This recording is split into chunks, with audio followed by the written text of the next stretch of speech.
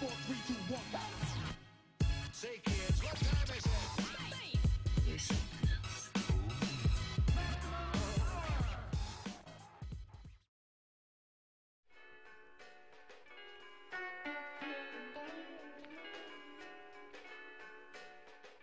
My vibe is my passion, and my passion is music, and music is my life.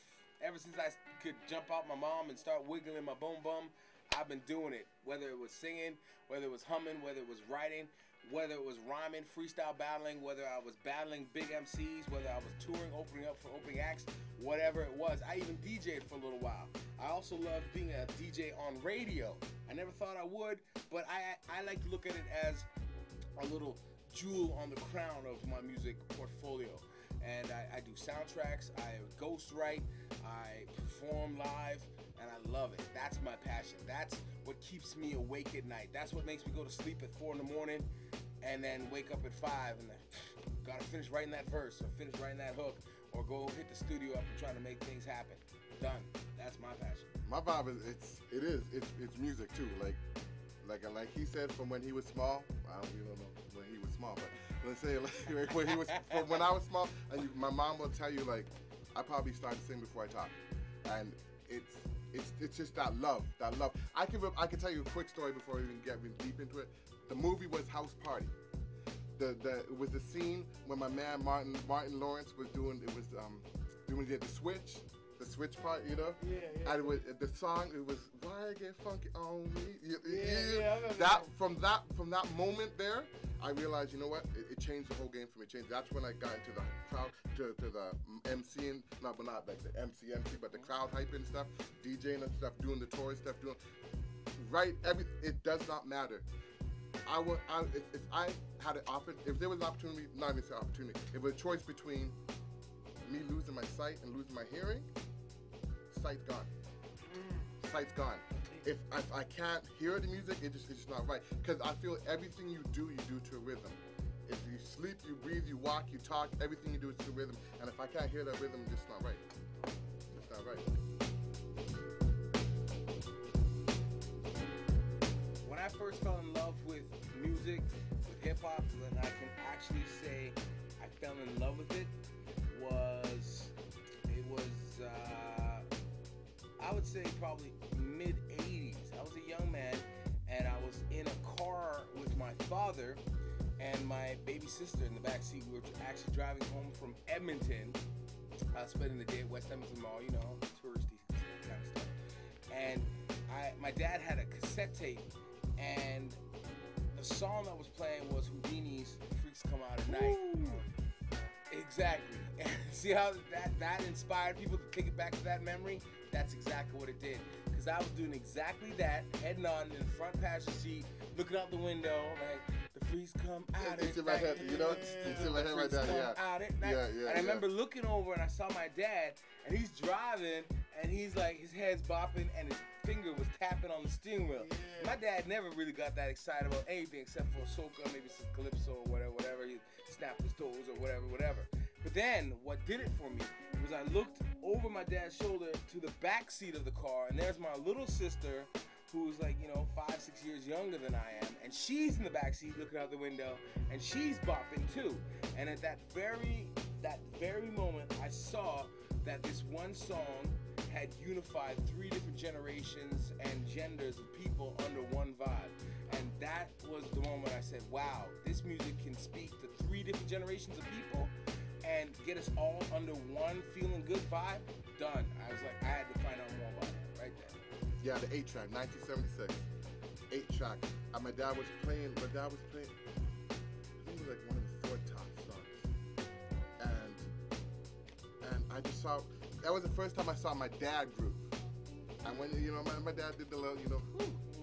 As he said, young people don't know, you don't know this. Yeah, but so I'm like, okay, it was kind of nice, And I said, Dad, no thing. Then we went to England, and I got a little bit older. Got to England. My first record I bought, it was Chubby Checker Twist. Chubby Checker on a 45. Come on, baby. On a 45. Let's do this. But we're gonna move a little quicker. Gonna move ahead down. This is when it really hit me. What it really hit me was it's gonna sound cliche, but I was in church. I was in church, and it was I was in church. We were doing our Christmas play, and normally there's one cat in this church that always gets the lead and everything. You know, the ladies liked it. Let's be real, the ladies liked it. And I was like, no, not this year. Yeah. Not this year. This year is my year. And, you know. So I came out. You know, had to show them that the voice was there. That's why they call me the voice of choice.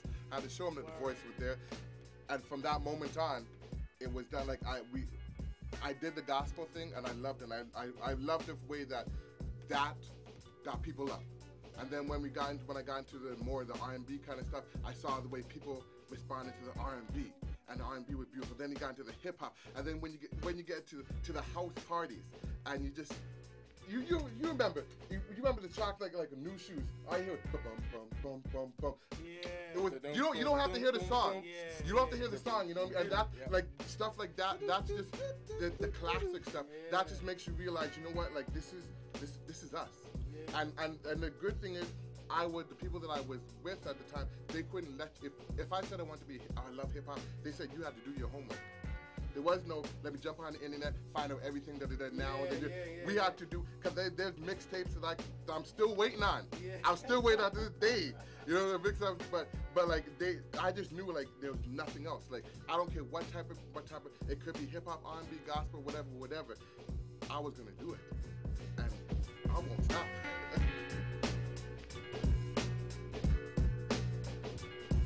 When it's all said and done, to people to know that this wasn't a joke for me. You know what I mean? This is something, because I could say for the first 10 years, not made a lick.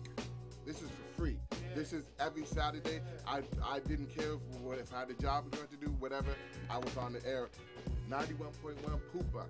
That was the first station with the SWAT team way back in the day, you know, like, and I just want people, like, I just want to know, like, this was no joke. This was something that I love to do, and I would do if with making money or no money at all. Like, this is me.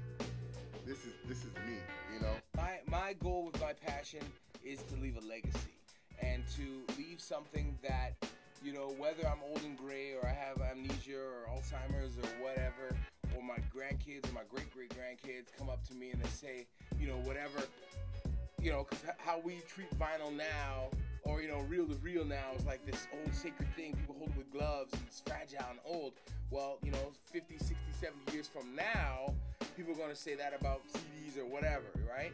And I want my grandkids or whoever to be able to put that CD on or that record or whatever and say, Grandpa, do you remember this song? They'll put my song on or something, and then, you know, even if I'm comatose, make my finger tap or something, you know, make my foot tap, or you know, my grandkids. You talking about vinyl, but there's no vinyl. Exactly, you know what I'm saying? Vinyl, you know? Or you know what I'm saying? What is this kid vinyl? Yeah, exactly. 8 tracks? Exactly.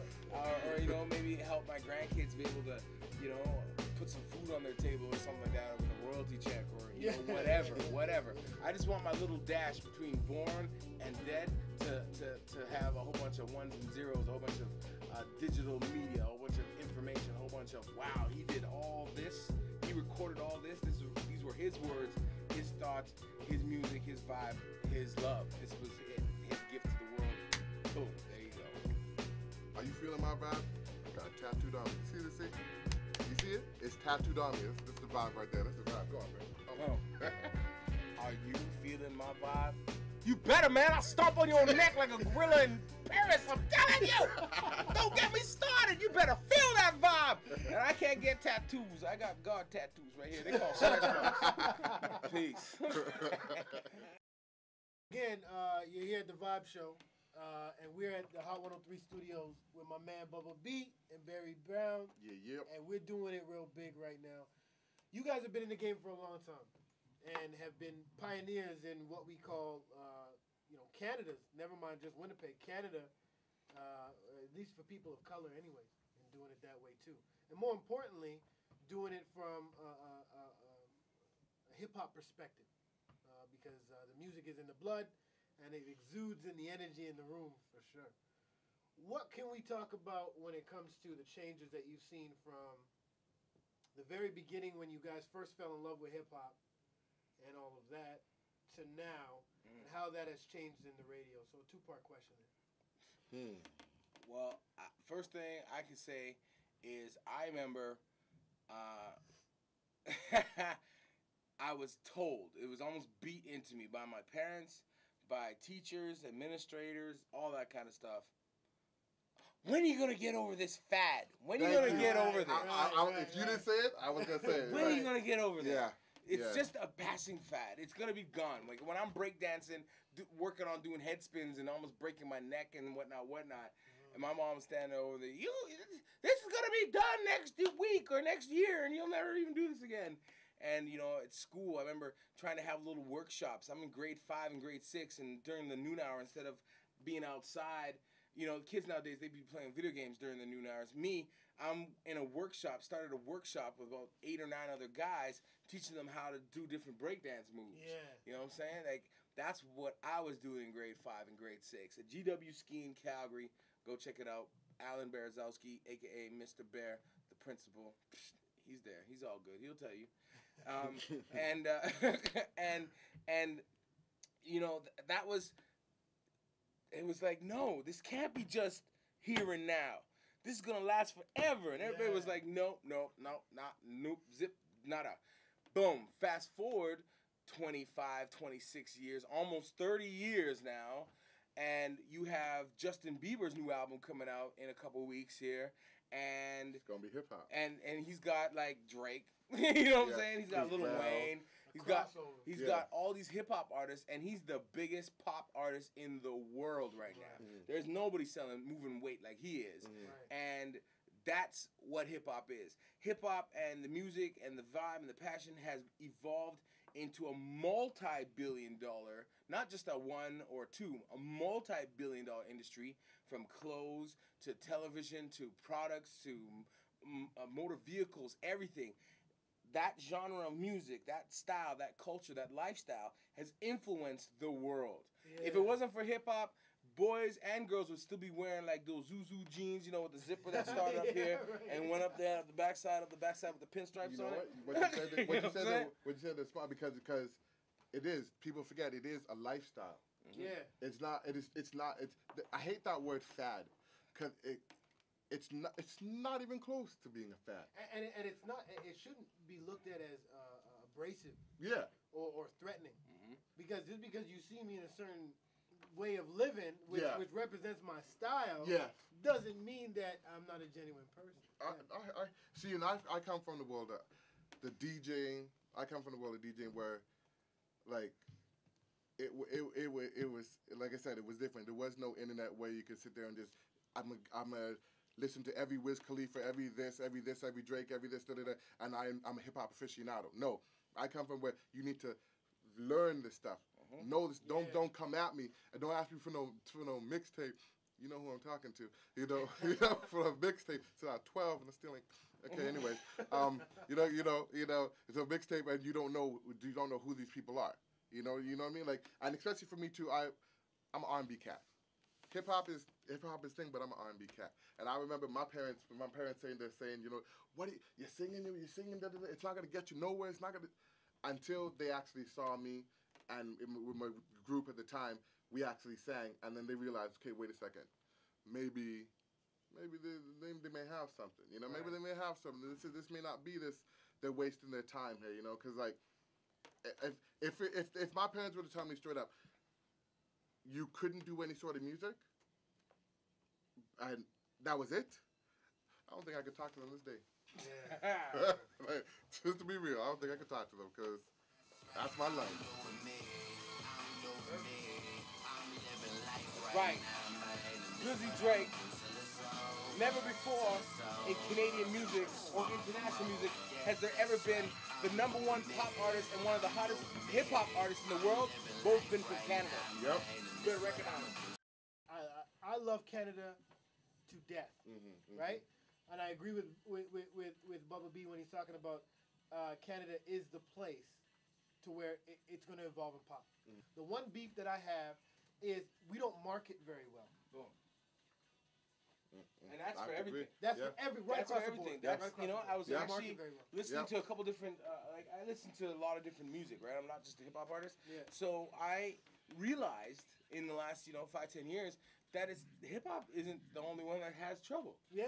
Rock, Oh. classical, folk, Rock whatever. has gone down. They from Country, what it all- the used only to be. one that might be all right. Country's still slipping. Yeah, Like it's yeah. not. They got Taylor Swift. And they so it's got gonna be they have all these stations that are up north and all these remote areas that aren't being serviced that would love to play our music, but there's nobody, no sales team, no Right, record label right. executives driving, flying, whatever, snowmobiling up there. And look to- how much money could be there. Exactly. You know, I think it is. Right people there. are It's made people right are still there. scared. People, as much as hip hop, I'm gonna go back to hip hop. As much as hip hop has grown and evolved, people are still scared of Absolutely. it. Because for them, a lot of people still think of hip hop as you got your hoodie on, your Right. big, your We baggy Trayvon clothes. Martin in it. You know, Yeah, like yeah, your yeah. baggy clothes. You know, it's a little rough my neck. Tech Nine. That's you know, And my drawers hanging and out. people don't realize it's true. You know, people don't realize there's hip hop. There's so much different genres of hip hop. Right. But if you see one certain thing, like I call it, back in the day, it was the NWA era. Right. But then people didn't realize, we had Tribe Called Quest. You had you had the option. You had your candy hip hop. You had your hardcore. You had your conscious hip hop. That's hip hop. It's not just Gangster. Gangster. Yeah. Open up your mind to open up your mind. Boom. And the challenge is, I think the number one challenge of hip hop was, you're right, there were all these groups and all this information being out there. And I mean, a lot of people don't know that hip hop started as a form of communication from borough to borough, street to street, hood to hood, as a way of just talking. Just like we're doing right now, just he'd be the DJ playing some music off the distance and we'd be talking. That's basically what it is. Yeah. Talking about what's going on in your community. Instead of the violence. Instead of the violence. Yeah. And what happened is, and as we all know, and this is right across the board, if it bleeds, it leads, right? In the news, in the media. So when Ice-T and all these guys came out with his Body Count band in the early 90s and was like Cop Killer and stuff, and it was all that craziness that was happening, that, if you think about it, that was 20 years ago, 91, 92. And that and NWA and all that kind of stuff came out, and all that beefing and East-West, and then the East-West thing happened with Right. Biggie and Biggie, Tupac. yeah. So that monopolized the news for that good 6 to almost 10 years. Yeah, Okay? decade, yeah, for And sure. those are the people, think about it now, that's 15 to 20 years ago. So those people were the 19, 20, 25-year-olds then who are now the 40, 45, And in 50-year-olds charge of everything. who are in charge of everything, and they're afraid because That's still the same. they still thinking back 92, if we give these people too much freedom, they're going to take over and start shooting everybody. Right, Right. And that's that fear that they have. And it's unheard of. that- Because if you think about it, country music makes people kill more people, like kill themselves, right? Country music is the number one song that people commit suicide to. And rock incites, like rock and heavy metal, Aggression. incites the most amount of aggression, the most amount of riots happen after rock concerts, and these songs like Nickelback, Burn It to the Ground, and all this kind of stuff that people want to get drunk and excessive drinking and alcoholism and abuse and drug abuse and all this kind of stuff, and it incites riots, like seriously out of control riots. Hip hop doesn't do that. Biggest riot song was "You Gotta Fight for Your Right to Party." Yeah. You know what I'm saying? Yeah. That was Beastie Boys or Yeah. Public Enemy. Okay, Yeah. Fight the Power. Right. You know what I'm saying? But it all recycles. Like we said, it was the NWA. This era, this generation, their NWA was G Unit. Yep. Yeah. You know, Yeah, oh, yeah. you know what yeah. I'm saying. Then when you had the Tribe Called Quest, who we had this generation would be the Common, would be the still Talib and Talib Kweli. You know that. You know, so it all recycled, Yeah. and now you just got to evolve with it. Yeah. Just everything Don't get evolves, stuck. man. Don't get stuck in the Yeah. past. Get stuck. Evolve with it. Evolve, man. Like back in the day, if you saw. And this is when breakdancing was everything. You saw a group of kids coming together. First thing you're thinking, oh, they're gonna fight. But these guys they're breakdancing. Yeah. That was their fight. And back when they used to stab each other up, they said, why are we doing that? Why are we killing each other? Yep. We dance. Then the whole world took on the breakdancing, and it was crazy. it became a phenomenon, yeah. Nowadays you're seeing all these movies like the You Got Served and the Step Up and stuff like that, and it's all battles. But it's dancing. Yep. Yeah. It's interesting. This city, right where we are right now, Winnipeg. I used to host a night out at the Westbrook Inn, which is right on Kuwaitan in Brooklands Weston area. And it was a bar. It's been around for like 50 years, whatever. And I found stories. People told me stories about the big riots and the rumbles that they used to have between the two neighborhoods, between Brooklands and Weston, and they would meet right where Kuwaitan is, right in that big major street thoroughfare there, and they would bring sticks and bats and spikes and stuff and rumble and beat each other up right there in the middle of the street. Wow. And this was 40 years ago, back in the 60s, back in the 70s. And then I found out other stories similar between Transcona and St. Boniface used to fight, and Elmwood and all these different neighborhoods used to rumble and fight. Don't come in Transcona, dog. You know what I'm saying? and hip-hop was, like, to this day, if the 4, 5, 10 of us all got together and went to someplace public, like let's say right down Portage Avenue, something, in broad daylight, and you have your hood up, we have your hood up, and we all just meet and start circling in a circle, people are going to call the police and freak out. Fast. Okay? Air Force One is going to come, and police, the United States government's going to send drones and all that kind of stuff, trying to scan us, trying to find out what's going on. Yeah. And then if somebody just brings a ghetto blaster, puts it on the street and starts breakdancing, that's a flash mob. Yeah. You know what I'm saying? Yeah. And nobody's losing their life. Thank you. Peace. Thank you very much. Yo, I just want to say again, these are some of the pioneers of music, not only in the city of Winnipeg, but in Canada, really, because what they've been managing to do, not only just from a hip-hop perspective, but just a genre and a plethora of music has been instrumental in everything that we see as black folks and people in that game. I want to thank Bubba B, and I want to thank Barry Brown for sitting down with me here at the 103 Studios. And once again, you're watching The Vibe Show. Stay tuned for the next episode. Peace! You're something else.